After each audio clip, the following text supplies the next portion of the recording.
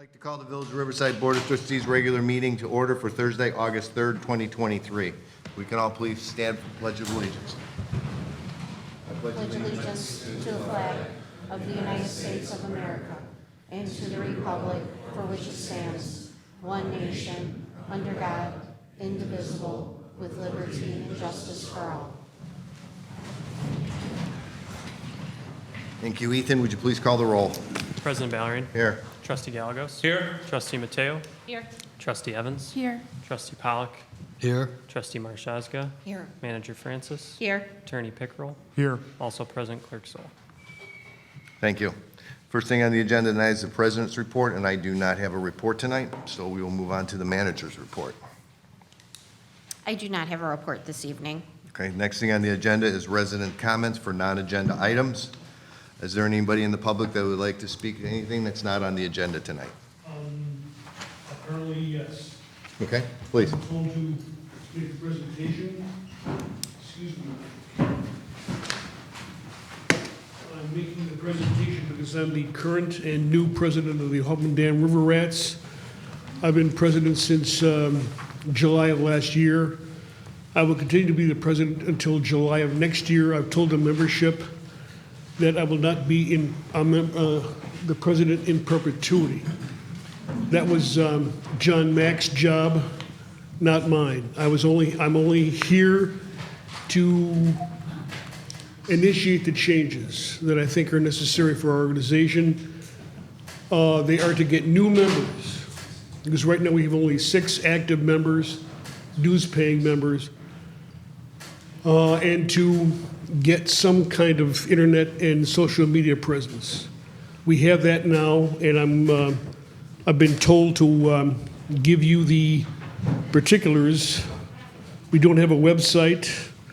Our email address is the Hoffman, that's H-O-F-F, I'm sorry, the Hoffman, H-O-F-M-A-N-N, Dam River Rats, that's all, no space, at gmail.com. Our Facebook page is, again, the Hoffman Dam River Rats. Our Instagram, which I'm told looks very nice, and there are lots of photographs on that platform. Instagram is HD subscript rats. We shepherd the Des Plaines River in this area. We watch out for invasive plant and fish species. We need more information about the other plant species. I'm in the process of getting that. We take care of buckthorn. I'm told there's like 5 or 6 varieties of buckthorn, and garlic mustard. We could be doing more. We should do more, and I'm involved with getting that slowly. We also watch out as needed for zebra mussels and Asian carp in the river. We are a fishermen's advocacy group, kayakers and canoers advocacy. We've been around since 1995 or 96. We had about 20 members a long time ago. Now, as I said, we only have 6 full-time dues-paying members. I'm the president only for 1 more year. I'm only replacing John Mack. I could not fill his shoes at all. So I'm not here to take his place. I'm here to try to continue, to the best of my ability, the activities he initiated, started, and it took part in for about 28 years. So are there any further questions? President Steve Marcus, thank you for updating us on that. And you have at least an annual or semi-annual cleanup event where you invite people to come help, right? We do that twice a year. Our cleanup, next cleanup is October 29th in partnership with Riverside Presbyterian Church. That's their 5th Sunday initiative. It's our fall cleanup. We hope that we'll get more bodies present to see what we do so we can inform them that the river has gotten much better over the past 28 years or so, but it's not done yet. The dam notching was a major improvement in the health of the river in this area. But there is more that can, should, has to be done. So we are doing that slow but sure. Thank you. Any other questions for Steve? Thank All you right. very much for keeping us up to date. Appreciate it. Yep, thank you. Move on to the consent agenda. Ethan, if you please. Approve voucher list of bills August. Oh, I'm sorry. Sorry about that. Hi, I'm Matt Katz. Thank you for leading the village. I am a elementary school principal in Chicago. I'm also a parent of 2 children in Riverside, a 6-year-old and a 4-year-old. I think it might be an agenda item later, but I have family in town, and I'm hoping to skip out. I'm speaking in favor of the disc golf course that the Parks and Recreation Department is proposing. My wife and I took up disc golf in the pandemic. We play with our 4 and our 6-year-old, and I also play with my 75-year-old father. It is a sport that costs nothing to play.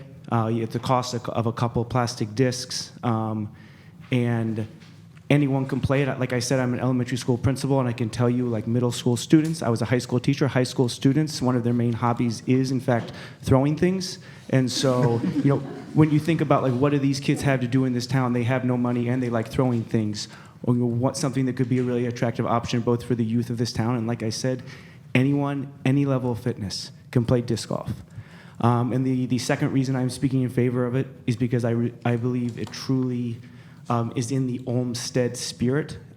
Disc golf is specifically built into the existing landscape. It is not, we in the disc golf community call golf ball golf. With ball golf, you have to raise trees. You have to make a golf course that is free of trees and free of everything else. A disc golf course is built into the existing land as it is. So trees stay where they are, plants stay where they are. Those are obstacles. That's what makes the sport what it is. And all that to say, it is both a huge benefit for the community. It's in an area, I've been there with my kids probably 10 or 12 times in the last 6 years since we moved here. And we're birders. I haven't seen anyone else besides a few fellow birders in that area. And disc golf is not disturb or birding. As like a nerd of 2 things, disc golf and birding, I've done both on the same time. And so that's all to say, I think it's a huge benefit for the village. I think that people who aren't familiar with it could reasonably be concerned about it, but were they to go to Proxa Park and see what it looks like in action, they would say, we went for years and never even saw the disc golf course was there. It is very discreet. It is built into the nature like Olmsted intended. Thank you for your time. Thank you. Now you can go home and spend the rest of the evening with your family. Which the rest of us are all jealous, by the way. Mr. Spatney. Sayonara if you leave before I see you again. Well, I went down to Proxa Park. First of all, this doesn't belong up by the scout cabin. That's a nice... Okay, wait. If you're going to talk about disc golf, do you have to leave too? Is that the key? Because sorry? it's an agenda item, so I'd rather have that. Oh, well...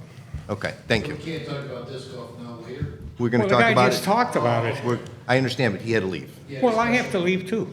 Okay, go ahead. I'm 85. All right, go ahead. I'm old. Please. I gotta go. You got to go. Yeah.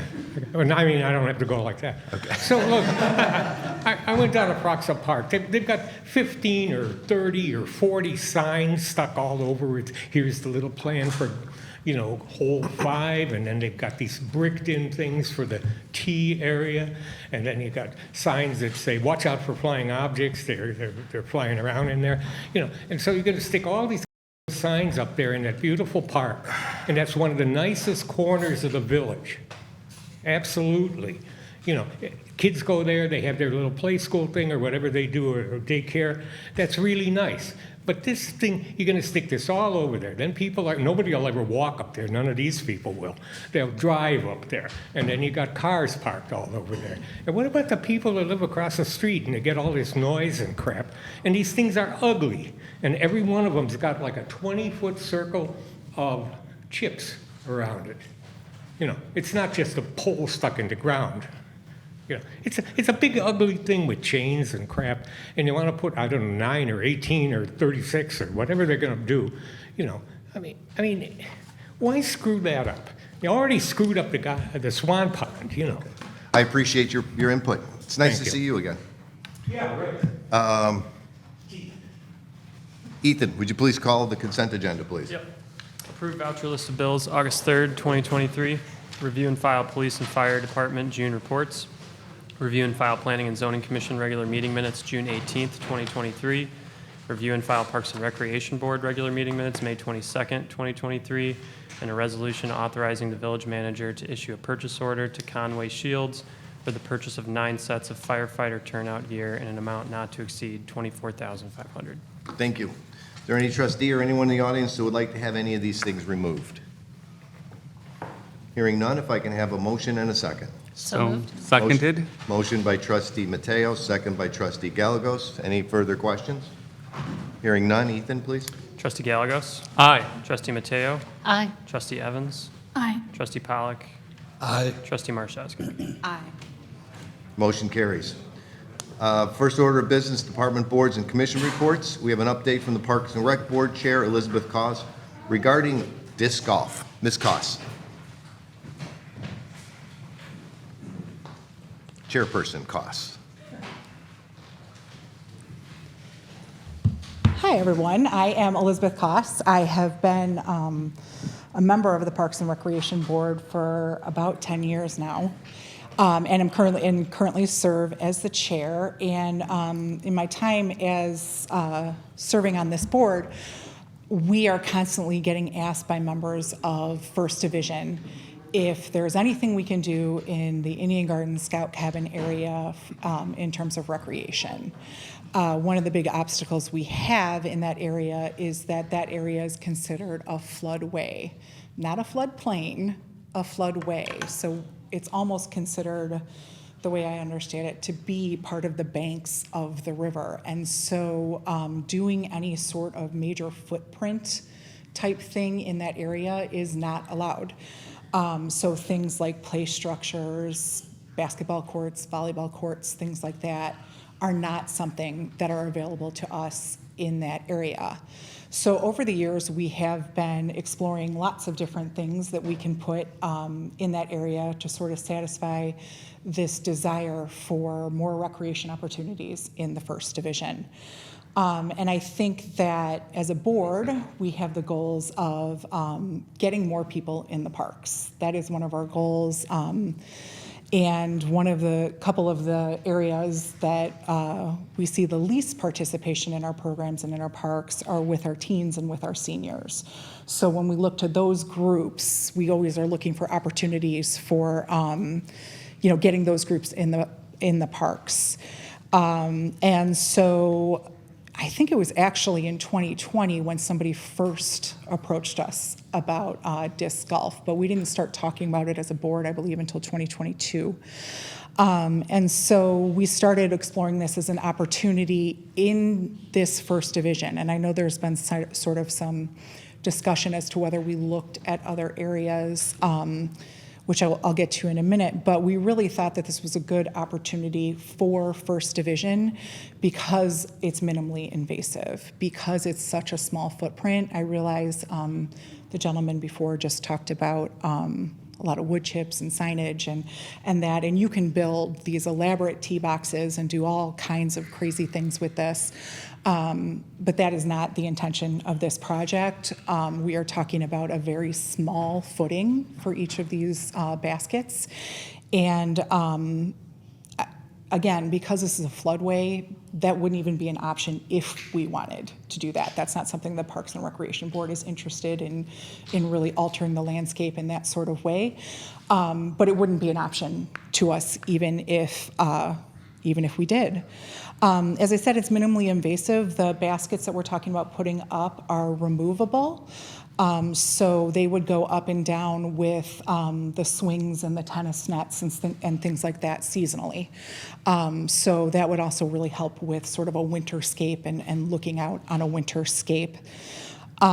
Just a note there's I've seen some discussions going back and forth about the difference between removable and portable. These are removable. We would not pursue anything with the portable baskets for a couple of reasons. One, because purchasing portable baskets means that that's something that somebody can take off with. So it wouldn't be a good investment if we don't have a way to secure it. And also, when we're talking about securing it, we don't want anybody getting hurt. We don't want anybody to have it fall over on them or whatever could happen. So we are looking at the ones that would be removable, meaning that they would have a very secure footing, nobody could take off with them, but they can be taken down seasonally.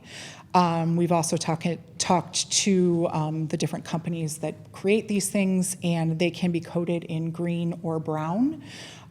So that would actually make them less visible and less noisy too. Once you get that coating on there, the sound is really muffled. As somebody else was saying, these disc golf is designed to be in a natural setting. Nothing is supposed to be altered. I've had the opportunity to talk to many people this week, and just want to get out there. We're not planning on removing any trees, trimming any trees, changing any landscape of anything in order to do this. So no landscape changes are being discussed here. Again, families can play this. It's, as somebody else said, it's inexpensive to play. A lot of the safety issues and concerns that have been brought up will be addressed by the committee. I think there's been a little bit of confusion when we circulated a diagram of what a potential course could look like. I think there was confusion that was the proposed course. We do not have a proposed course at this time. That is something that the committee will work on. We wanted to give that to folks so they could sort of understand what a disc golf course looks like. I think it's important to know that this is not, a done deal. The committee will actually be the group that comes up with hole placement and things like that. I think it's also important to note that we are working with the PDGA, which is the governing body of disc golf, and they have a Throw Green initiative, which really works towards littering and things like that in the parks. It also really speaks to making sure that areas are not damaged by disc golf. In my limited experience with the disc golf community, they are very into nature. They are very into natural habitats. And so, I think the guy said that he was also a birder and a disc golfer. So most of our avid disc golfers care very deeply about the natural settings that they're in. And so I think that that's an important thing to note. There were also some comments at the Parks and Rec Board meeting, concerns about that there's a lot of speeding in that area. There's a potential for people drinking and littering. And I just want to point out that this is a concern for Parks and Recreation in all of our parks, but this is more of an enforcement issue. So looking at Chief Buckley here, we have been in contact with him, and as I said, this is an issue in all of our parks, and it does need to be addressed, and that's why we work with public safety and other boards and things like that to make sure that we're doing best practices when it comes to things like that. Also wanted to point out that there is disc golf in other Olmsted designed parks in New York and Kentucky and Maryland and even here in Chicago. We did have a chance to talk to both the Audubon Society and the Morton Arboretum, and they have assured us that they do not believe there will be any impact to the bird community. I do know that making that a bird sanctuary and was important to the Parks and Rec Board, and we really thought that was a great thing for Riverside. So we wouldn't want to do anything that would negatively affect that, and so far we have heard that would not be the case. The cost of this project would be approximately $10,000, not to exceed $12,000 in the world of Parks and Recreation, where there are $500,000 and $1 million playscapes regularly being proposed in lots of different areas. $10,000 to $12,000 is a relatively inexpensive expenditure, and of course, that money we would be talking about using the funds within the that are created within the Parks and Recreation Department. When it comes to input on this project, we reached out to both the Landscape Advisory Committee and the Preservation Board to talk to them about this idea, where we were talking about doing it, and the project. We received great feedback from them and ultimately got their approval to move forward with this. We have also been regularly updating the village board on what is going on. So once we kind of had those ducks in a row, we then turned and reached out to the community by putting things in people's mailboxes. We also put something on Facebook to ask people who are interested to participate in this. I'd like to point out that in my 10 years of being on this board, we have frequently asked people to be parts of committees and initiatives that we have done in the Parks and Rec Department, and we're breaking out the champagne when we get 3 or 4 people to respond. That's a good response for us. We have 26 people on this committee who are interested in being a part of disc golf. This committee is made up of residents. We also have some people from other parks departments in other villages that have disc golf courses, so we can get some ideas of best practices and things that they've learned from having disc golf. As well as I said, we have the PDGA people working with us, so we can make sure that we are kind of drawing on lots of areas of expertise when we do this. As I said before, it will be up to the committee for the placement of the holes when they come up with this. I've had a lot of conversations this week with lots of people, and a lot of great suggestions have come up, both at the Parks and Rec Board meeting and from lots of different people. And I think that all of these will be taken into account. Also of note are 2 people that live across the street from the proposed area are also on this committee, and so are going to be a part of kind of determining what the best scenario would be for disc golf here. I kind of can't believe I'm saying this, but because I've had so many conversations about this with people this week, we have no plans to tear down the scout cabin or alter the scout cabin in any way. In fact, if you've looked at the Parks and Rec Board minutes, you will note that we are actually in the process of refurbishing the scout cabin, doing a lot of interior design work to make it more usable and more user-friendly. I really think that's important. That I kind of don't know where that came from, but we are not doing anything with the scout cabin. And I think it's also important that all the zoning allowances and things that are around the scout cabin will all be honored.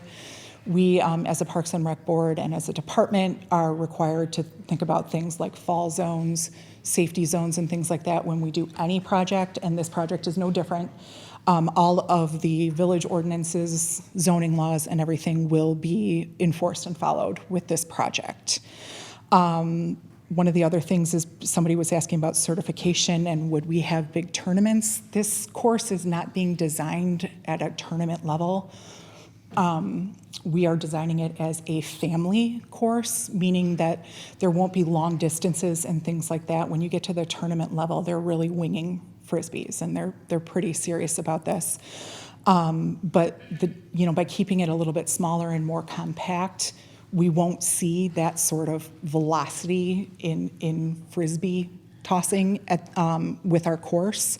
But we are hoping that it will be certified.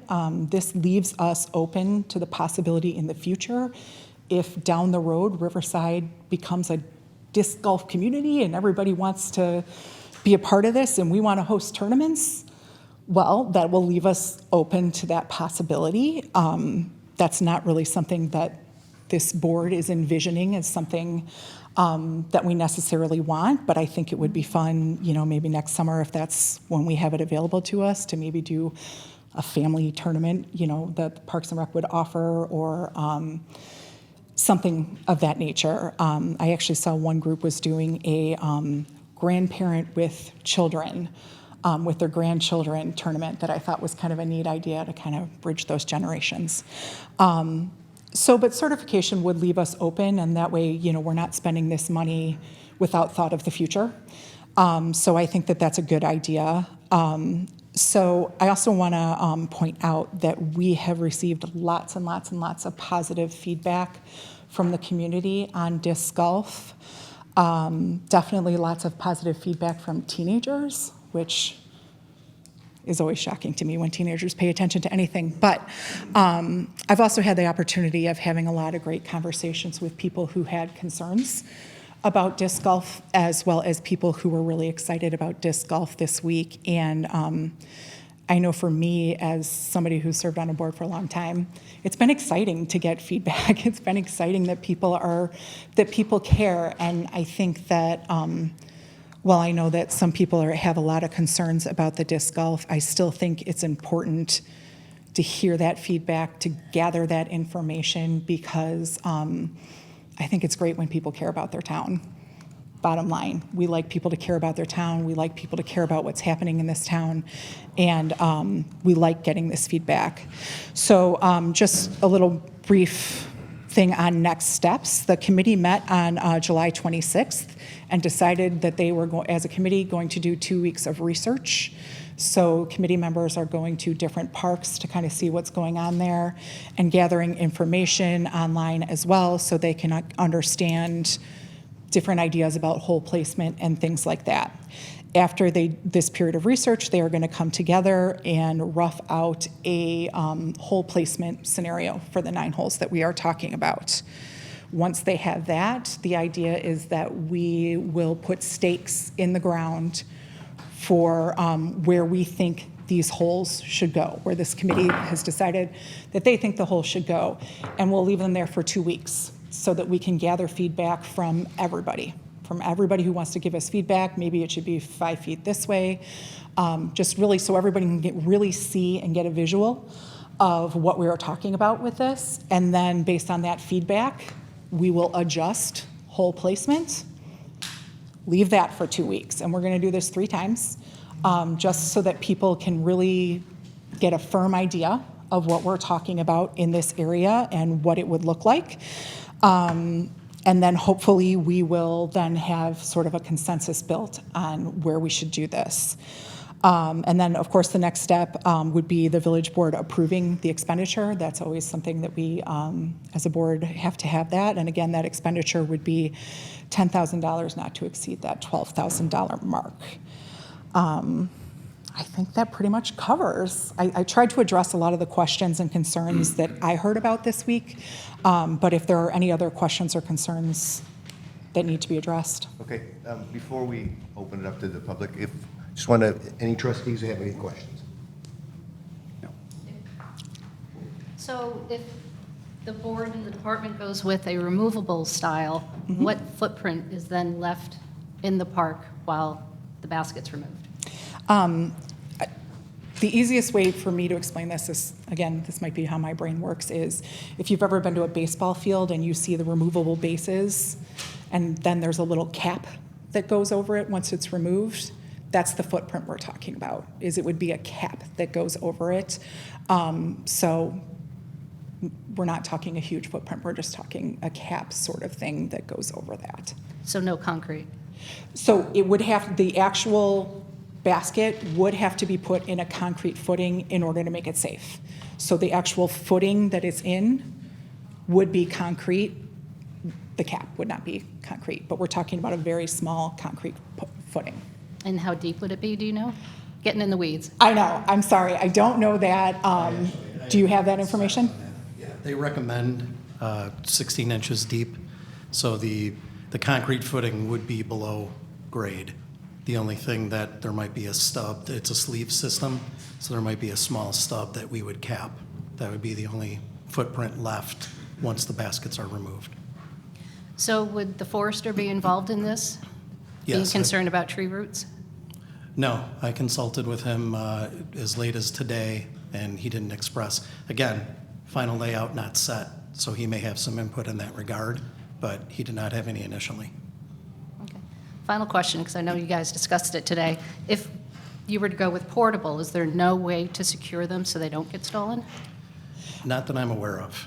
Right, and I think the other issue with the portable, yes, we don't want them getting stolen, but I think the bigger issue here would be a safety issue.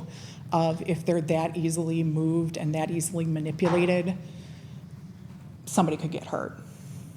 That is my bigger concern than them being stolen is safety. I don't want somebody getting hurt.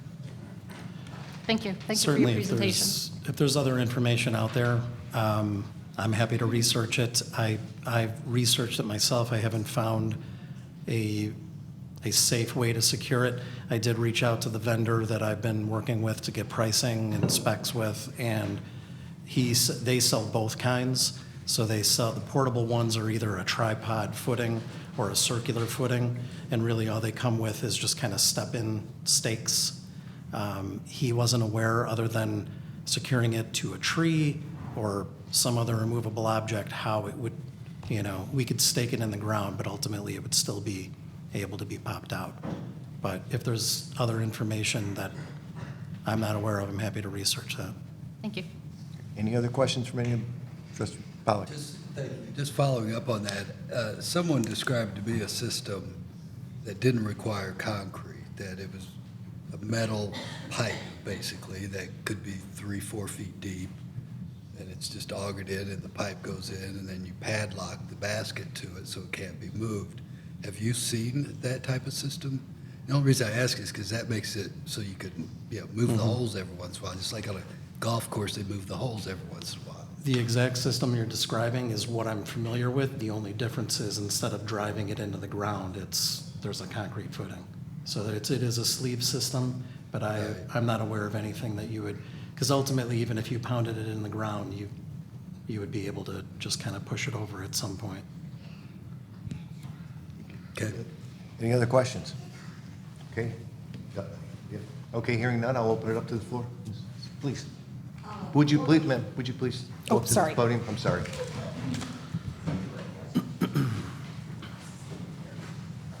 Hi, I'm Yvonne Lucero. I'm the current president of the Olmsted Society and a long-term resident of Riverside. I have one question that you didn't address, which I know was a concern amongst some of the folks who live on Fairbank, and that was, in terms of optimization of use of the court, are you entertaining the idea that it should be lighted? Nope. No, I mean, and in this community, I think if we propose to light a disc golf course before we propose to light a baseball field, we would all be run out of town. So the short answer is no, we're not planning. No, this would be, our parks close at sunset. That would be it. Thank you. Any other questions from anyone? Yes, Ms. Maloney. Is this question or comment? Whatever you wish. Do I get 2 bites of the apple if I You can have as many bites as you wish, as long as they're short bites. Okay. So question first. I know a lot of the folks who went to the Parks and Rec meeting, which I did as well, have concerns about safety. And I noticed that there's a monitor or whatever strapped to one of the trees right now, I assume, to do traffic counts. Is that from you guys, or is that from, that's from you guys? And is that in response to the disc golf question, or just in general? Go ahead, Matt, please. Yes. After the last board meeting, we were asked to install our traffic counter on Fairbank in the area where the disc golf would be, so yes. So, but I guess the many concerns in that area are when Little League happens, so we're not going to get that measurement, are we? I don't believe there was any Little League going on during the week. We put it up Monday, July 24th, and we removed it July 31st, so it was up for a full week, 7 days. I think it's from- after the season. And it was right around that time, yes. Okay. So I think we did miss baseball, correct. Okay, so let me go back to the safety Okay. question. Thank you so much. So what is being done to address the fears of discs going into the street or hitting kids in the daycare and so forth? So I think that no matter what, when we're talking about any of our green spaces, the Parks and Rec Department is always concerned about things going into the street. and, kids getting hurt. And so the placement of the holes will be very important for that, and the committee has been asked to also look at direction of where you're coming, so not to be throwing towards the street, but rather to be throwing in a different direction. So unless you're really terrible at disc golf, the idea would be that it would be going towards something that would be that would not be towards the street. And I think I had a chance to talk to somebody who couldn't be here tonight and couldn't be at the Parks and Rec Board meeting today, and she was talking about a lot of that she felt like there was a lot of speeding and a lot of sort of crazy driving in that area, like you said, around baseball and stuff like that. And I have to admit that I might have been one of those crazy drivers trying to get to a baseball game. And again, I'm not trying to pass this off, but at the same time, you're it.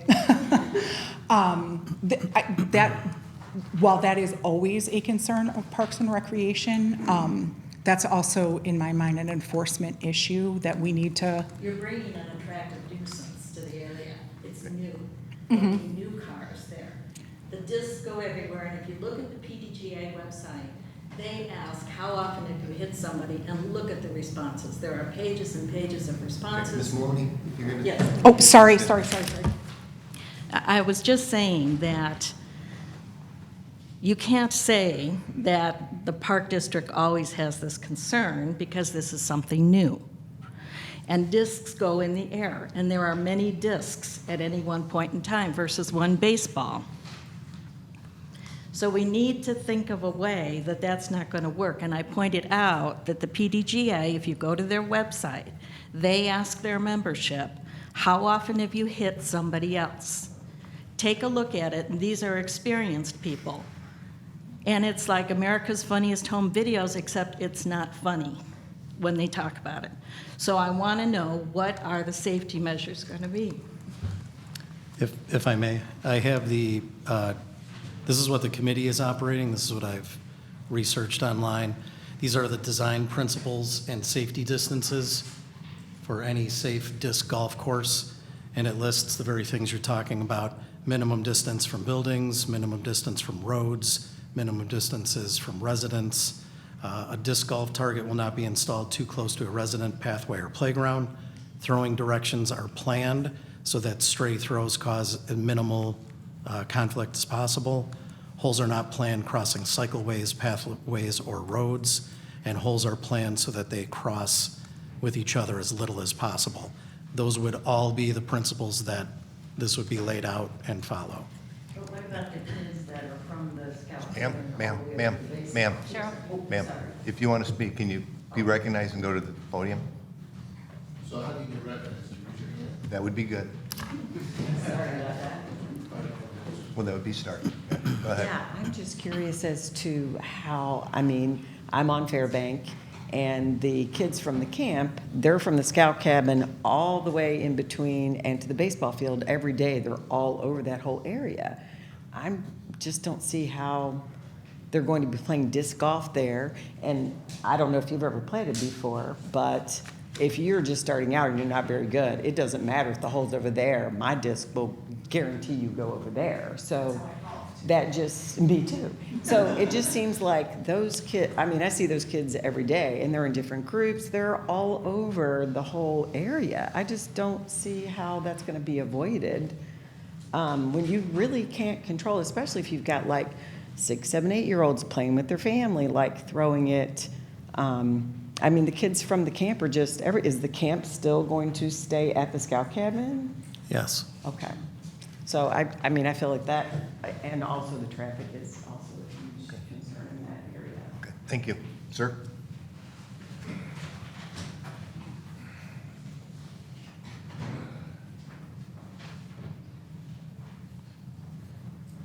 Name's Dave. I have 2 16-year-olds, so I have a dog in a race as far as teenagers. Just so you know, I'm not sure if everyone's ever seen what one of these look like. I've been to Nebraska, and I actually was invited by an aficionado to play with him because I was asking a lot of questions. So he took me through 9 holes. I got my own disc. And when I first met him, it was a little after 8 o'clock at night. He was playing nighttime. So what they did was, they had on their heads, even though there were no lights in the park for it, they had LED lights that they wore like hats, and they would put lanterns on top of each one that were LED so they could play. And I asked him how I found the disc.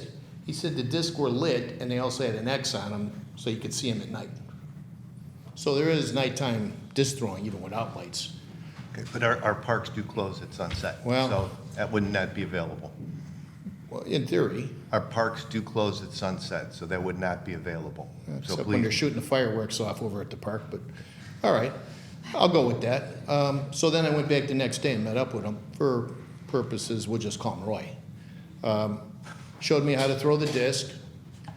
The first one, I wasn't sure where it was. I finally saw it. I asked him, I said, so far away, how do you throw these discs? Well, the discs are weighted. They're not like a little light frisbee. These things, they're weighted, and they do different things. Like some discs curve. He explained all this stuff to me. And we threw the disc. One of them, and he's a seasoned player. This guy's on a team that plays out of Berwyn, Nebraska. One of his discs hit the tree. A lot of birds flew out of the tree at the time. So anybody that doesn't think that these things are going to be hitting anything where there's trees or birds are wrong.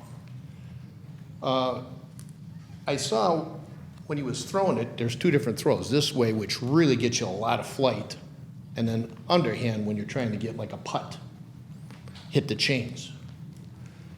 So I asked him, I said, which was one of my concerns, I said, there's a lot of people walking around down there. I said, you worried about hitting one of them? He said, dude, they know that this is a course, it's on them. So then I kind of asked him, I said, say in the last year, how many people have you hit? Well, maybe 3. He said, but it's something everyone knows that walk through the park. We're playing golf. They know the discs are flying. It's on them, dude. So that was kind of his attitude. And again, this isn't a kid. This is a guy in his 30s, right? And a seasoned player. Somebody knows what they're doing. Even with knowing what he was doing, he was still hitting the trees. My concern here is not only the safety, I just don't see how people in that small space, and Nebraska's a big space, but in a small space like where the scout cabin is and that small parkway that you have running up to it, I don't see how they're going to control these discs. And these are weighted discs. If one of these hits somebody in the head, that's going to hurt, or worse. And then what about when you're driving? What if a disc hits your car? Who's responsible for that? The guy who threw the disc? Do you have to go chase him down to get repairs? I mean, and then getting back to the kids, somebody made a comment about, I think in a landmark, about how it's nice to have all this beautiful space, but it's better to be able to use it. People are using it. They walk their dogs there. They take their kids across to play lacrosse catch. I've seen soccer, kicking the ball around. They throw softballs. I mean, I've seen people use all that space. It's not like it doesn't go used. You know, I just don't understand the need for this. And then the worst part is, and I have it on video in case anyone wants to see it, because I videotaped a lot of my experience with Roy.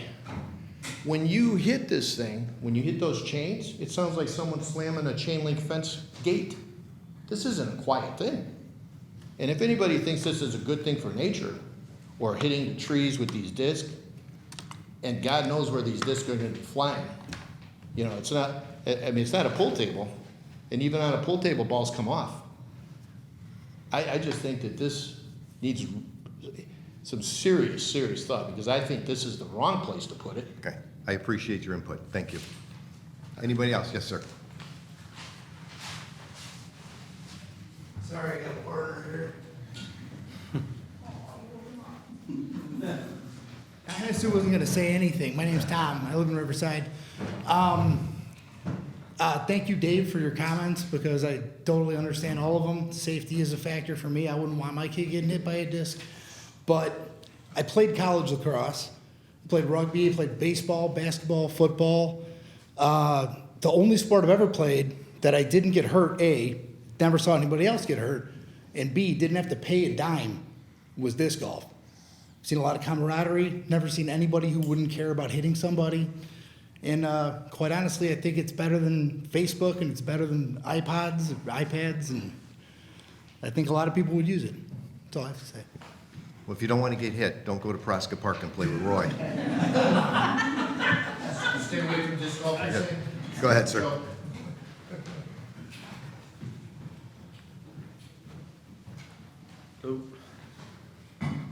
Brent Hebert. I'm a Riverside resident too. I've been playing disc golf since probably 1999. Very excited to see this initiative on what we can do here. But I know there's, like he said, there's a lot of safety concerns. Again, I've never been hurt. I played all the way to Oregon to here and never seen anyone really get hurt to my effect. But also, my son's one, and I grew up in LaGrange Park, and I never had a chance to have a course in my own town. To be able to have my son ride his bike to go to a course to play is something that I hope happens here. It was very difficult for me to play this sport for a period of time because we had to drive to Lombard countryside all the way up to Fox Lake and all that. So I hope that that is in consideration here, that kids can go out, like he said, and play this sport and be in nature and, you know, enjoy what is this town and the woods that we have here. Thank you. Sir. You'll be next, Mr. Maloney. Sorry. My name's Paul Schmeling. I live at 408 right across the street, so I got a stake. I'm not against disc golf. I love it. I'm a round or ball golfer, disc golfer. I like it. I don't think that's the appropriate place for it for a couple reasons. One, I think there's safety issues. If you've played disc golf, you know that errant shots happen. It's like anybody who plays ball golf, you wouldn't put anything 200 yards out from a tee box on the right side. It's just going to get a lot of balls. So I think throwing a frisbee or a disc in that park, it's not that big a space. I wanted to get some data on this because I like math. And so what I found is that when I looked it up, the average throw in disc golf, 175 to 200 feet. The average speed for amateurs, for the average adult amateur, is 50 to 70 miles an hour. The average weight of a disc is 170 grams. That's 6 ounces if you're trying to find a point of reference. The leading edge of that disc, as you can find on the sites that they show for specs, is less than 1/4 inch. So now we have something going, and I know people haven't been hit, but also, as Ms. Maloney said, if you look at the website for the professionals and others that do it often and they admit, yeah, people get hurt. There's stitches, concussions, people get knocked out. You're talking about an object moving at 50 to 70 miles an hour that weighs 6 ounces and is going to have a tip that's less than 1/4 inch. So it's easy math, right, folks? The other thing I want to point out is that in that space, if an average throw is 175 to 200 feet, and we squeeze 7, 8, 9 holes into that space, almost everywhere in that park is going to be in a target for an errant shot or a straight shot if somebody's playing. So I think one of the things that we talk about when we're looking at getting more people engaged, essentially I think the outcome of this is that if somebody shows up to play disc golf, it's kind of off limits for anybody else who wants to kind of stay in the safe zone. So if 2 or 3 people show up at Scout Cabin Greenway to play this game, everybody else has kind of got to decide that at their own risk. Do I want to stay in the way of these moving projectiles, or do I need to kind of find something else to do? And so this is one of the questions I have, is who has the right of way if I'm there enjoying the space with my kids and people show up? Do I have to make that choice of, okay, kids, we're going to keep playing, just keep your heads up and hope for the best? Do we leave? Can we ask them to, hey, you know what, when we're done, you can play? How does all this work? Has anybody thought this through? I guess the other question is as a parent and a property owner, where's the liability for errant shots? If I have my car parked out there and somebody hits it and I get a dent, do I have to go after them? If my kid gets hit, how does all this work? Is it my responsibility also as a neighbor to police this space? If there's teenagers over there, and I know disc golfers are angels, but I can imagine we're trying to draw teenagers into this whole thing. I heard from the very beginning, this is all about getting teens into a sport. And so I don't want to seem like an alarmist, but if you get a bunch of teen boys together, I'm in the Scouts and I'm a Scout leader, and I know exactly what happens when you get a bunch of teens together. So let's just be honest about it. So let's talk about safety issues and right of way, and I think the numbers are the numbers. The other big question is let's say somebody does get hurt, or a disc ends up in the street and a car swerves. I see it all the time, teenagers flying around that corner in the evening, and parents, and seniors that are busy looking at the deer. I see it all. And I think that this is just adding another set of numbers for safety that are going to cause problems. Okay, thank you. I appreciate it. But what I didn't appreciate, sir, was you putting one of my trustees' address in an email. That was out of line, and you shouldn't have done that. Well, I think that if you want to be part of the leadership of the community. That's not true at all, sir. That was out of line. It was on and a flyer that went to 3 or 4 neighbors that were in the neighborhood. It was out of line. Yes. Well, thank you for your opinion. And it's my opinion also, and it's also the opinion of our attorney. Well, that you are not allowed to intimidate. That's not elected intimidation. officials. Yes, it is. I'm asking my neighbors. Mr. Please sit down. You're done. Thank you. I'm Mr. allowed to Maloney, ask my please. neighbors to You're done. communicate. Thank you. Mr. Maloney.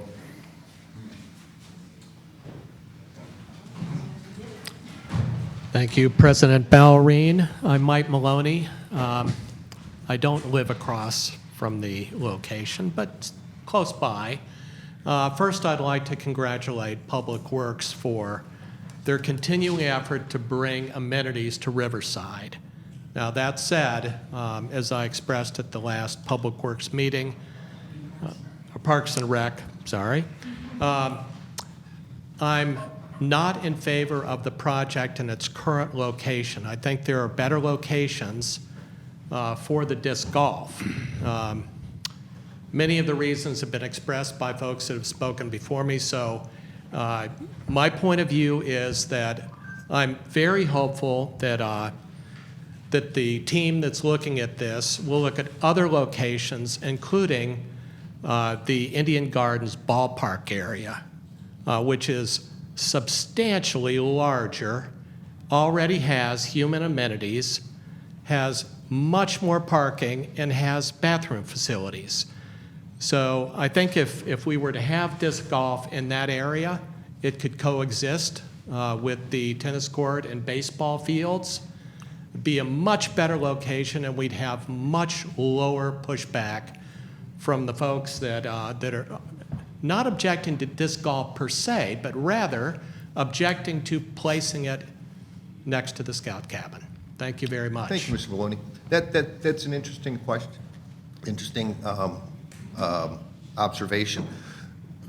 The only thing I wonder is those, if you put those caps on it, is it during baseball season? Is it close enough to the ground that someone in left field wouldn't trip over it? I actually don't know. Like, I haven't seen them actually installed. But it's funny, I did have a conversation with somebody today who suggested that, who is on the committee. And I told her that I thought that that was a valid suggestion and that she should definitely bring that to the committee when they start talking about whole placement. I mean, like I said, there's no map that's been done to this point. So, you know, I told her that she should definitely bring that suggestion to the committee. So it's actually a very good idea. Thank you, Mr. Maloney. Yeah. I appreciate that. Any other questions, any comments? You already bit your apple. You got your two apples bit. Go ahead, sir. And you threw an apple to your husband. That's his own apple. Hi, my name is Matt Olick. I have 2 daughters, live in town, junior high and elementary school. We don't play disc golf. I've been hearing about this and I've looked more into it. It sounds very interesting and gotten more interested in it. I have friends who play disc golf. Everybody that has ever played it, they respect the sport, they respect their surroundings.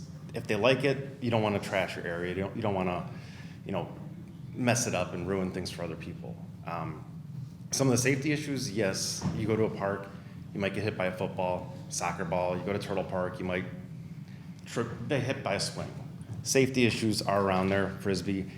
I can pretty much guarantee if we're going to try disc golf, we're not going to go when the kids are in camp. I don't think that'd be fun because there's kids running around. Like, it just doesn't make sense. You're not going to do that. There's always going to be inconsiderate people like Roy who are going to be there at night trying to mess things up. But, I mean, that's any park, any field, anywhere. Somebody's going to do that. I don't think that's a reason to not have disc golf because somebody might go there at night and maybe do something. walk around. It sounds like a great idea, great location. I know the Parks and Rec, they're doing a great job looking into everything, looking at different areas.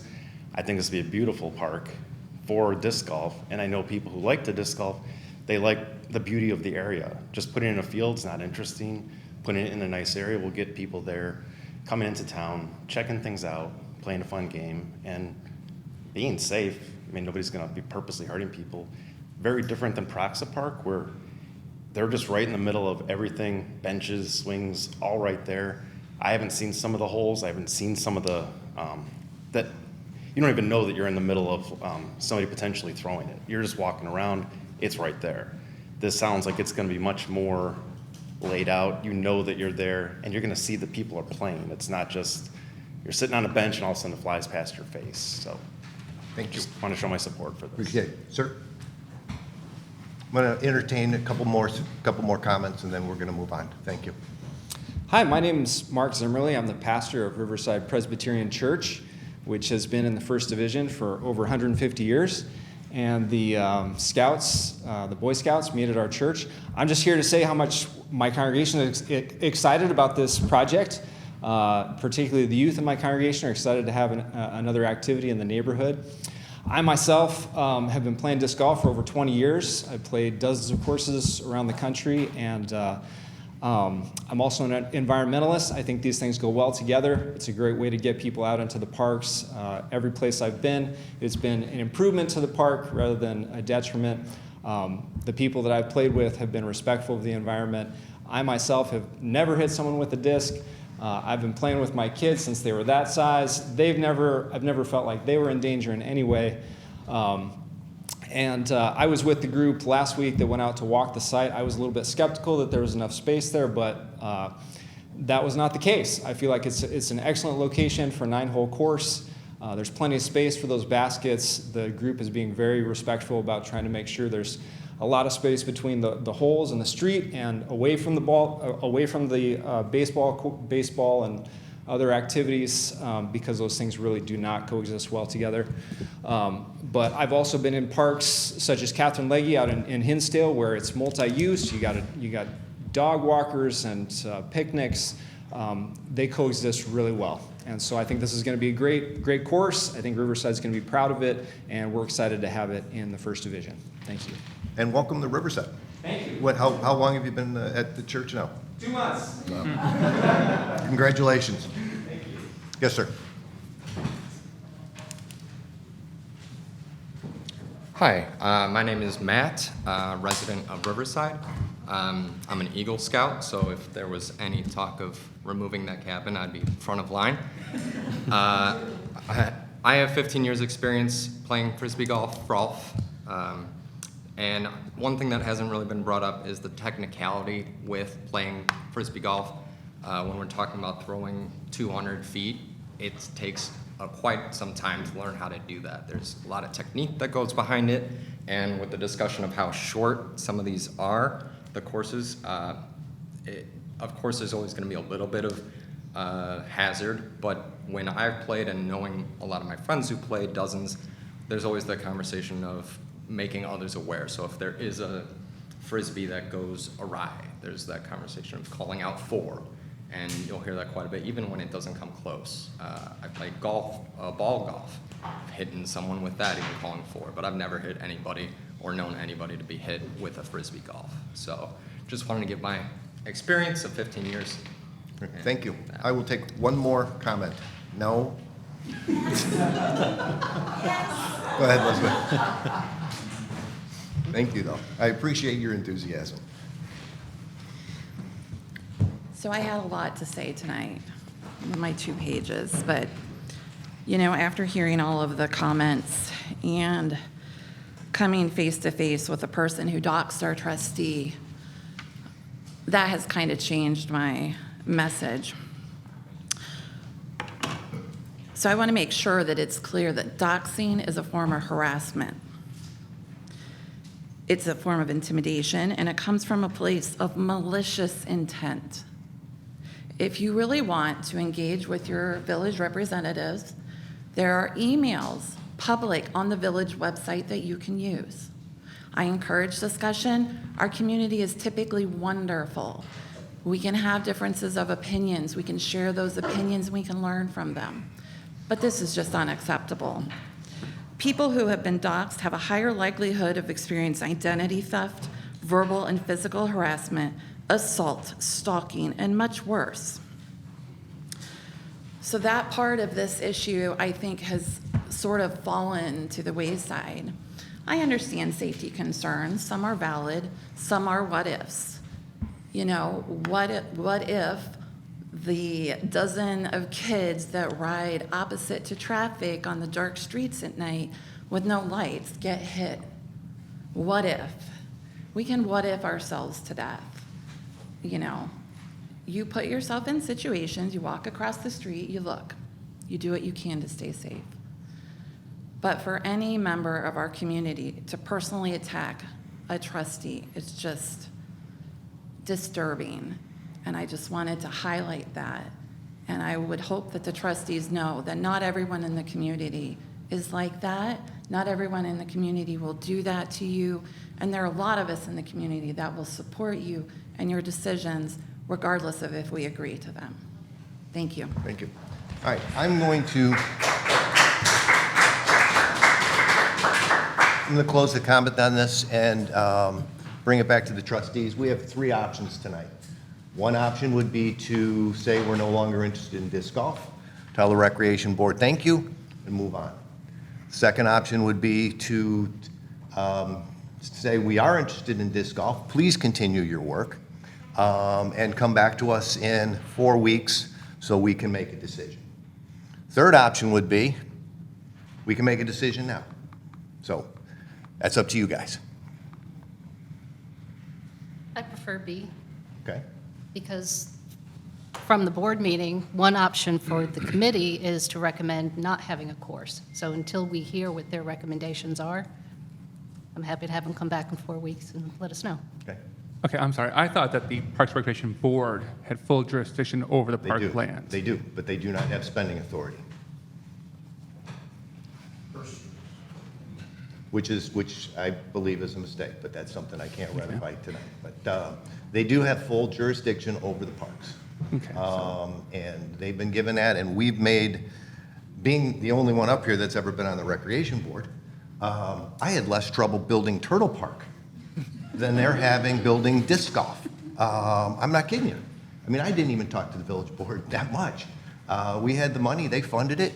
They said, do a responsible job. I went to LAC, met with John Kunka. We met with an architect and we built it. I just don't get it, but it's okay. And I understand. You know what? Harrington Park is in my front yard, okay? And I have to sit there while people park up and down my street to walk over to that park, play soccer, play baseball, and you know what? It doesn't bother me. That doesn't bother me. Okay, but I'm not listening, done. So, there you go, thank you. So, those are our three options. I've explained the jurisdiction, and Jill would like to punt this for 4 weeks. Would you like to punt this for 4 weeks? I wouldn't be opposed to it. I mean, I thought Okay. C would be the best Ms. one. Evans? I'll entertain approving the expenditure tonight, if anyone else will.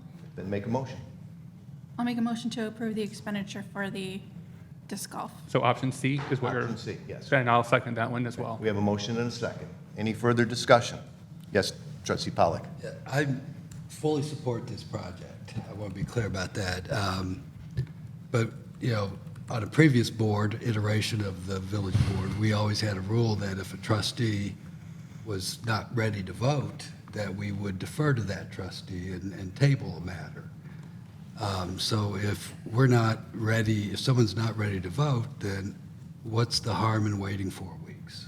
The harm is the continuing of this, and I think I think it's important. I think it's important for the rec board. They've done a lot of work. They've done their due diligence. They've worked with the community, and out of respect for the, one thing that people I think forget about the rec board is the rec board was brought here by referendum by the residents of Riverside and given their own tax rate. They should have the responsibility to do work in those 7 parks that are their jurisdiction. So I have no problem with that. I know some of you would like to micromanage the process, and that's fine. I have every bit of faith that the park board will finish this and do it well. So I have a motion and a second. Would you like to say something? Well, I before we don't vote? think there's anybody sitting here who thinks the Parks and Rec Board, together with the department, will not do a great job. They have done a great job. People are enthusiastic. For me, there are too many unanswered questions. Approving the money now is not going to make any difference mechanistically, process-wise, over 4 weeks. I think it does show support for the board. So I have a motion and a second. Ethan, if you please call the roll. Trustee Gallegos? Aye. Trustee Evans? Aye. Trustee Mateo? No. Trustee Pollock? No. Trustee Marshowska? I will vote aye. So there was, how many? 3 ayes? 3 and 3. Yep. Doesn't pass. Okay, we move on. So we have consensus that we will, yes, Mr. Pollack. Again, I fully support this project. When I asked, is there a reason not to wait in deference to a trustee, I wasn't satisfied with the response. I see no reason why we can't I don't see why I'm saying I fully support what Parks and Rec is doing, and I really appreciate, they've done a great job. Chairperson Cost made a wonderful presentation tonight that was very informative, very helpful. I want to make sure that my no vote isn't taken out of context and interpreted as not supporting this project, because I do. But I just want to be clear about it. Okay, so we will. I would like to be clear too, because you guys skipped me the first time, but that's. We skipped you how? I'm sorry. That's all right. I'm agreeing with Doug that I think that the Parks and Rec Board did a wonderful job in terms of, seeking out public input and engagement. I think the Parks and Rec Board has a wonderful plan in place as far as the process of researching whole placement, staking it out, reviewing it 3 times, leaving it up 3 times. I mean, that is thorough. And so my no vote on this was for the same reason as Trustee Mateo, really that you may learn more. This process of being able to engage with one another in a civil manner and learn to understand where each other's concerns comes from will lead to a better product, a better project, a better outcome. So, Okay, thank you. So if you can bring this back to us by the first meeting in September, please. Okay. We're going to move on, and we're going to take pending business out of order. If there's no issues, we're going to start with number C, update regarding request for proposal for Parks and Recreation Department. Director Melchiotti. Ordering.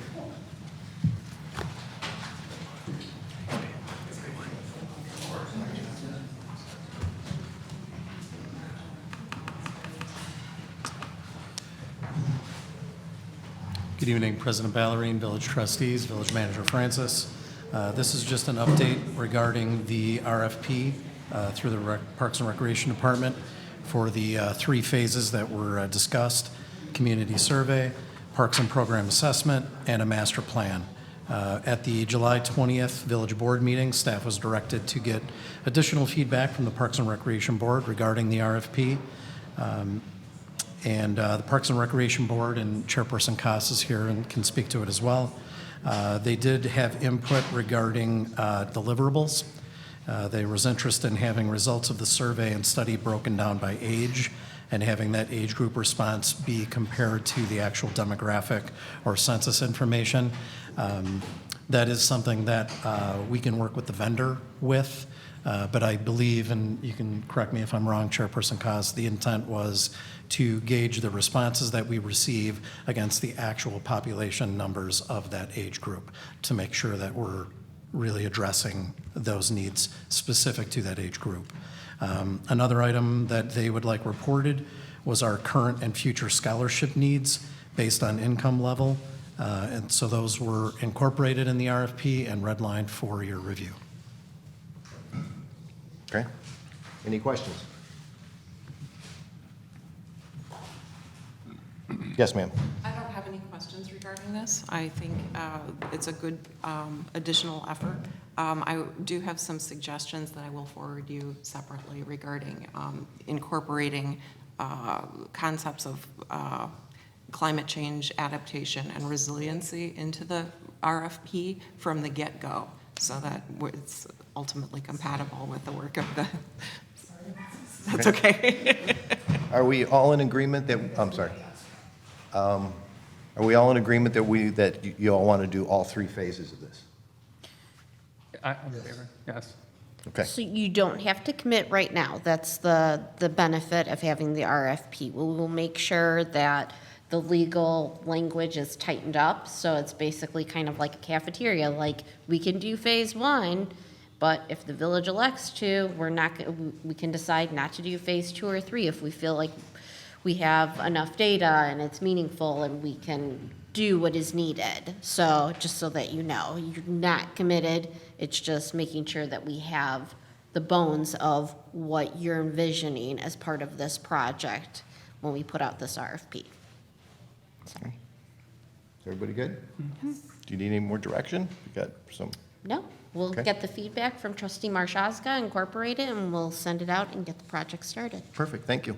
Thank you. We are going to move to letter A in the pending business, but for some reason, letter A sits before the update from Elizabeth Koss on the disc golf. So I have it on 47 on mine. You have it on what page of yours?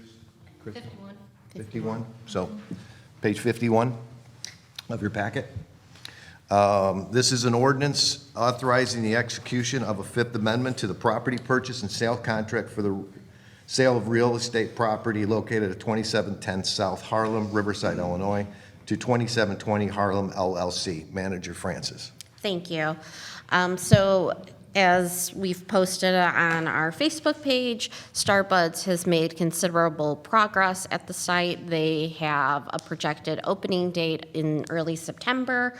And so given that, some of the feedback and discussion was, the sooner that Dr. Noramati gets started on the parking lot, the better, because of that parking need.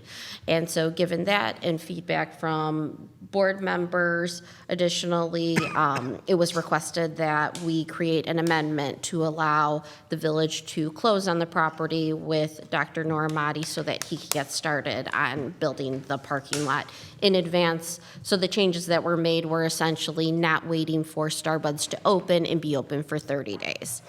And so with approval of this particular ordinance and contract amendment, we would be able to close in short order. Dr. Noramati has submitted permit and plans for the property, so he's hoping to get started as soon as the closing occurs.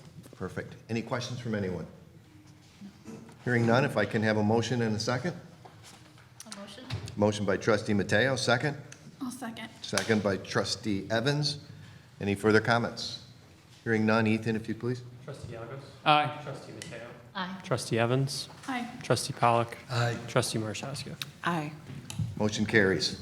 Second item of business is a resolution of the Village of Riverside, Illinois, waiving competitive bidding and authorizing the village manager to issue a purchase order to McQueen Equipment of Aurora, Illinois, for the purchase of a Pierce Enforcer pumper fire vehicle for an amount not to exceed $725,000. Director Buckley. Good evening. So recently, the new engine committee from the fire department visited the plant up at Pierce Manufacturing at Appleton, Wisconsin, with our sales representative from McQueen Equipment to do the final planning and development for the new vehicle. We had to make sure that the vehicle meets all of our specifications and needs for the department. There were a few adjustments that were made to this plan. Many of them had to do with safety, as far as setting up the cab area of the vehicle with different equipment and cabinets. One of the things that it will have is a cabinet that has exterior entry to put fire gear that has been in a fire into that area, so it doesn't expose the firefighters as they're in the vehicle to the carcinogens that may be in that gear until it gets washed and cleaned. We also added a few safety features regarding lighting Riverside is a very dark town, and they added some additional scene lighting, which is to light up the scene, as well as safety lighting, especially to the rear of the vehicle if we are out on like First Avenue where there's a lot of traffic. It's for better warning of people approaching from the rear. There were also adjustments made to the frame of the vehicle. We actually asked to upgrade it to a galvanized frame to make this vehicle last longer due to the fact that we keep our vehicles for a pretty long time. We felt it was very important to make sure that the frame would last for the life of the vehicle. We added some additional outlets to the interior compartments of the vehicle as we move from having a lot of gas-powered equipment to battery-operated equipment. We've already started that process. We have battery-operated chainsaws now. A lot of our rescue tools are now battery-operated, so we have already started that process. This will help with that. So at the end of the day, the difference from when the board initially approved this engine, which was back in October of 2022, there's a $26,000, 872 increase to it, which will bring the total price up to around $725,000, which is what we're asking for. Originally, the budget amount was $750,000, so we're still below the original budgeted amount. One of the things we did find when we were there also, if we ordered this engine today, which is a good thing, we ordered it back in October, it would cost us a little bit over $900,000 for this vehicle. The reason why is the new emission standards in the engines. The increase in that is per engine over $125,000 per engine, more than what they're currently charging. The other issue, if we ordered that engine today, it would be a minimum of 2 years before we saw it here in Riverside. That's how long it takes for them to build them nowadays. A lot of them are waiting on parts and things like that, and labor. They said they're having a real hard time getting labor, so it's a good thing we ordered it when we did. So tonight I'm asking for the board to approve this resolution, waiving competitive bidding and authorizing the village manager to issue a purchase order to McQueen Equipment of Aurora, Illinois for the purchase of a Pierce Enforcer pumper fire vehicle for an amount not to exceed $725,000. Okay, that was my job, by the way. Just helping you out. Okay. If I can have a motion and a second, please? So moved. Motion by Trustee Gallego, second? Second. Second by Trustee Marshaga. Any further comments or questions? Hearing none. Ethan? Trustee Gallegos? Aye. Trustee Mateo? Aye. Trustee Evans? Aye. Trustee Pollock? Aye. Trustee Marshaska? Aye. Motion carries. We have no new business tonight. Our trustee reports and cross-community climate collaborative C4, Trustee Marshaska. Okay, well, you did receive an update from me last time around, but since then, our Riverside C4 team did meet Thursday of last week. We had a rousing, good discussion about the next steps in our analysis, which are to basically conduct a gap analysis, aligning the community input received with an assessment of Riverside's long-term needs and essential vulnerabilities to try to address where the gaps are in that to work towards our final recommendations.